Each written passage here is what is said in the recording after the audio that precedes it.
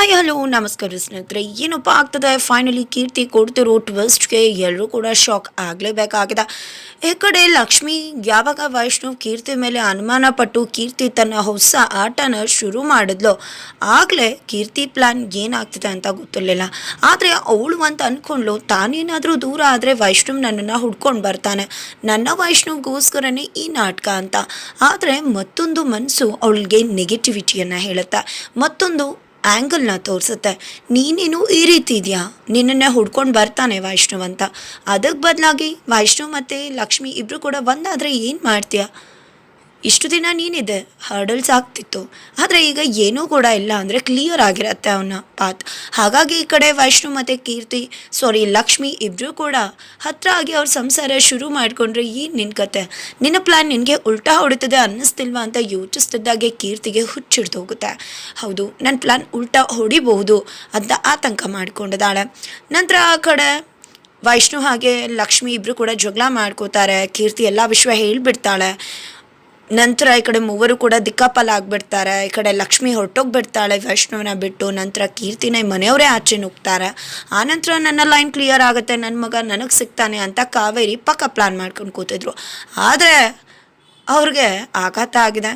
ಅವ್ರ ಆಸೆ ಫಲಿಸಿಲ್ಲ, ಅವ್ರ ಕನಸು ಈಡೇರಿಲ್ಲ.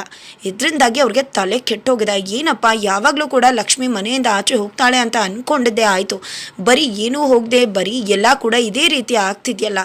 ಈಗೇನಾದರೂ ಅವರಿಬ್ಬರು ಏನು ಮಾಡ್ತಿರ್ಬೋದು, ಜಗಳ ಮಾಡ್ಕೋತಿರ್ಬಹುದಾ, ನೆಮ್ಮದಿಯಾಗಿ ನಿದ್ರೆ ಕೂಡ ಮಾಡೋಕ್ಕಾಗ್ತಿಲ್ವಲ್ಲಪ್ಪ ಅಂತ ಅಂದ್ಕೊಂಡಿದ್ದೆ. ಈ ಕಡೆ ಕಾವೇರಿ ಅವರು ವೈಷ್ಣವ್ ಮತ್ತು ಕೀರ್ತಿ ರೂಮ್ ಕಡೆ ನೈಟಲ್ಲೇ ಹೋಗ್ತಿದ್ದಾರೆ. ಆ ಕಡೆ ವೈಷ್ಣವ್ಗೆ ಅನುಮಾನ ಇದೆ, ಕೀರ್ತಿ ನಾಟಕ ಮಾಡ್ತಿರ್ಬೋದು, ಮೊದಲು ಕೂಡ ಇದೇ ರೀತಿ ಮಾಡಿದ್ಲು, ನನಗೆ ಯಾಕೋ ಅವಳ ಮೇಲೆ ಡೌಟ್ ಹೊಡಿತಿದೆ, ಖಂಡಿತ ಅವಳು ಬದಲಾಗಿಸೋಕೆ ಸಾಧ್ಯನೇ ಇಲ್ಲ ಬದಲಾಗೋಕೆ ಅಂತ ಅನ್ಕೋತಿದ್ದಾರೆ.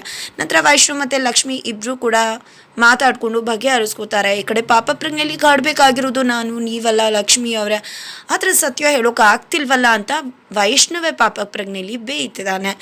ನಂತರ ಈ ಕಡೆ ಕಾವೇರಿ ಬರ್ತಿರುವುದನ್ನು ಸುಪ್ರೀತಾ ಗಮನಿಸೆ ಈ ಕಡೆ ಫಾಲೋ ಮಾಡ್ಕೊಂಡು ಬರ್ತಾರೆ. ಈ ಕಡೆ ವೈಷ್ಣು ಮತ್ತು ಲಕ್ಷ್ಮಿ ರೂಮನ್ನು ನೋಡ್ತಿದ್ದಾಗಲೇ ಇದನ್ನು ಬೇರೆ ಯಾವತ್ತಿಂದ ಕಲ್ತ್ಕೊಂಡಿರತ್ತೆ, ಅದಕ್ಕೆ ನೋಡಿ ಇವಾಗ ನಿಮ್ಮನ್ನ ಹೇಗೆ ಹಿಡ್ದಾಕ್ತೀನಿ ಅಂತ ಅಂದ್ಕೊಂಡಿದ್ದೆ. ಹೋಗಿ ಕೃಷ್ಣ ಮತ್ತು ಅಜ್ಜಿನ ಎಳ್ಕೊಂಡು ಬಂದುಬಿಡ್ತಾರೆ ಸುಪ್ರೀತಾ.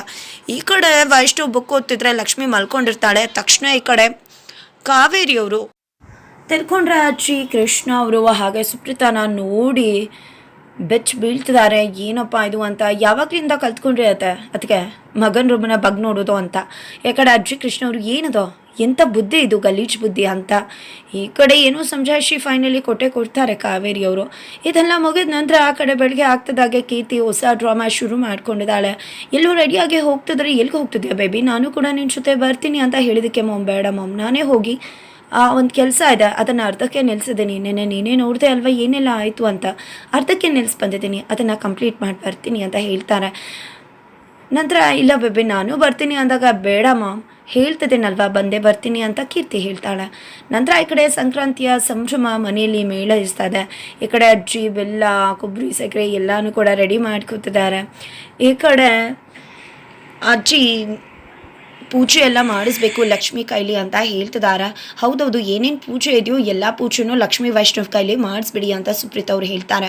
ಹೌದು, ಅಕ್ಕಿ ಅನ್ನನ ಹೊರಗಡೆ ಇದ್ದು ಮಾಡಿಸೋಣ ಲಕ್ಷ್ಮಿ ಅಕ್ಕನ ಕೈಲಿ ಅಂತ ಗಂಗಕ್ಕ ಹೇಳ್ತಾರೆ. ಮಾಡಿಸೋಣ ಅಂತ ಹೇಳ್ತಾರೆ. ಜೊತೆಗೆ ಬೆಲ್ಲದಿಂದ ತೊಟ್ಲನ್ನು ಕೂಡ ಮಾಡಬೇಕು ಬೆಲ್ಲದಚ್ಚುಂದ ಅಂತ ಹೇಳ್ತಾರೆ. ಹೌದೌದು, ಸಕ್ಕರೆ ಹಚ್ಚು ಬೆಲ್ಲದಚ್ಚುಂದಾನೇ ತೊಟ್ಲು ಮಾಡ್ಕೊಂಡಿರಿ, ನಿಜವಾದ ತೊಟ್ಲು ಮಾಡೋದ್ರ ಬಗ್ಗೆ ಏನು ಯೋಚನೆ ಮಾಡಿಬಿಡಿ ಅಂತಾಗ. ಹೌದು ಅಜ್ಜಿ, ನಿಜ, ಖಾಲಿ ತೊಟ್ಲಲ್ಲಿ ಏನಿದೆ ಅಲ್ಲಿ ಒಂದು ಪುಟ್ಟು ಮಗು ಮಲ್ಕೊಂಡ್ರೆ ಎಷ್ಟು ಚಂದ ಇರತ್ತಲ್ವ. ಹೌದೌದು, ಇದೇ ರೀತಿ ಲಕ್ಷ್ಮಕ್ಕನು ವೈಷ್ಣವಣ್ಣನು ಎಷ್ಟು ದಿನ ಅಂತ ಮನೇಲಿ ಇಟ್ಕೋತೀರಾ, ಇಷ್ಟೊತ್ತಿಗಾಗಲೇ ನಾನು 4 ಸಲ ಹನುಮೋನ್ ಮಾಡ್ಕೊಂಡು ಬಂದಿದ್ದೆ ಗೊತ್ತಾ.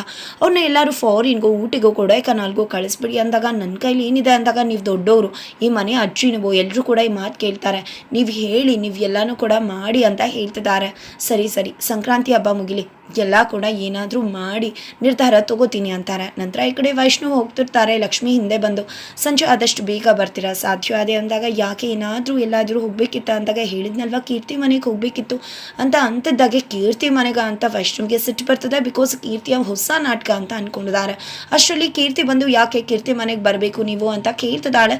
ನಂತರ ಅವರಿಬ್ರು ಶಾಕ್ ಆಗ್ತಾರೆ, ಏನಿದು ಮನೆ ಹತ್ರನೇ ಬಂದುಬಿಟ್ರು ಅಂತ. ಫೈನಲಿ ಕೀರ್ತಿ ಬಂದಿದ್ದೆ, ನಿಮ್ಮಿಬ್ರು ನಡುವೆ ನಾನು ಬರೋದಕ್ಕೆ ಇಷ್ಟಪಡುವುದಿಲ್ಲ, ಹಾಗಾಗಿ ಡಿಸೈಡ್ ಮಾಡ್ಕೊಂಡಿದ್ದೀನಿ ನಾನು ಲಂಡನ್ಗೆ ಹೋಗ್ತಿದ್ದೀನಿ, ಇನ್ನು ಯಾವುದೇ ಕಾರಣಕ್ಕೂ ನಿಮ್ಮ ಹತ್ರ ನಾನು ಸುಳಿಯೋದಿಲ್ಲ, ಅದಕ್ಕೋಸ್ಕರನೇ ನೋಡಿ ಹೋಗಿ ಮಾತಾಡೋಣ ಅಂತ ಬಂದೆ ಅಂತ ಹೇಳ್ತಿದ್ದಾಳೆ. ಹಾಗಿದ್ರೆ ಫೈನಲಿ ನಿಜವಾಗಿ ಕೀರ್ತಿ ಫಾರಿನ್ಗೆ ಹೋಗ್ತಿದ್ದಾಳೆ, ಮತ್ತೊಂದು ಹೊಸ ನಾಟಕನ ಶುರು ಮಾಡ್ಕೊಂಡಿದ್ದಾಳೆ. ಈ ಕಡೆ ಅಮ್ಮ ಕೀರ್ತಿ ಅಮ್ಮ ಕಾರುಣ್ಯ ಅವರು ತನ್ನ ಮಗಳು ಬದಲಾಗಿದ್ದಾಳೆ ಅಂತ ಅವಳು ಹಿಂದೆ ಬಿದ್ದಿದ್ದಂಥ ನಕುಲ್ನ ಕರ್ಕೊಂಡು ಬಂದು ಮದುವೆ ಮಾಡಿಸ್ಬೇಕು ಅಂತ ರೆಡಿ ಆಗಿದ್ದಾರೆ. ಇದೇ ವಿಶ್ವನ ಸುಪ್ರೀತಾಗಿ ಬಂದು ಹೇಳಿದಾಗ ಏನು ನಿಮ್ಮ ಮಗಳನ್ನ ನಂಬ್ಕೊಂಡು ಅವಳು ಬದಲಾಗಿದ್ದಾಳೆ ಅಂತ ಅನ್ಕೋತಿದ್ರ, ಮದುವೆ ದಿನ ಮದುವೆ ಆಗಲ್ಲ, ನಂಗೆ ಬೇಕೇ ಆಗಿಲ್ಲ ಅಂದ್ಲು. ಆದರೆ ಆಮೇಲೆ ಏನು ಮಾಡಿದ್ಲು, ವೈಷ್ಣವ್ ಅಂತ ಹಿಂದೆ ಬಿದ್ಲು. ಅಂಥವಳು ಒಂದೇ ರಾತ್ರಿಯಲ್ಲಿ ಬದಲಾಗ್ಬಿಟ್ಲು ಅಂತ ಅನ್ಕೊಂಬಿಟ್ರ ಅಂತ ಸುಪ್ರೀತಾ ಕೇಳ್ತಿರೋದಕ್ಕೆ ಹೌದಲ್ವಾ, ನಾನೆಂತ ದಡ್ಡಿ, ಎಷ್ಟೆಲ್ಲ ಡ್ರಾಮಾ ಮಾಡಿದಾಳೆ, ಒಂದೇ ದಿನದಲ್ಲಿ ಇಷ್ಟೆಲ್ಲ ಬದಲಾವಣೆನಾ, ನನ್ನ ಮಗಳ ಬಗ್ಗೆ ನನಗೆ ಅರ್ಥ ಆಗಲಿಲ್ವಲ್ಲ ಅಂತ ಅನ್ಕೋತಿದ್ದಾರೆ ಕಾರುಣ್ಯ ಅವರು. ಹಾಗಿದ್ರೆ ಇಲ್ಲಿ ಕೀರ್ತಿ ಯಾವ ಒಂದು ಮೆಗಾ ಡ್ರಾಮಾನ ಶುರು ಮಾಡ್ಕೊಂಡಿದ್ದಾಳೆ. ಹೋಗ್ತೀನಿ ಅಂದಾಗ ನನ್ನಿಂದಾಗೆ ನೀವು ಹೋಗಬೇಡಿ ಅಂತ ಹೇಳಿ ಲಕ್ಷ್ಮಿ ಹೇಳಿದಾಗ ಮತ್ತೆ ನಾನು ಒಂದಾಗ್ಬೋದು ಅನ್ನೋ ಪ್ಲಾನ್ ಆಗಿದೆಯಾ, ಏನಾಗುತ್ತೆ ತಿಳ್ಕೊಬೇಕು ಅಂದರೆ ಈಗಲೇ ನಿಮ್ಮ ಚಾನಲ್ನ ಸಬ್ಸ್ಕ್ರೈಬ್ ಮಾಡಿ. ಮುಂದೆ ನಾವು ವಿಡಿಯೋಗೋಸ್ಕರ ವೇಟ್ ಮಾಡೋದನ್ನು ಮರಿಬೇಡಿ.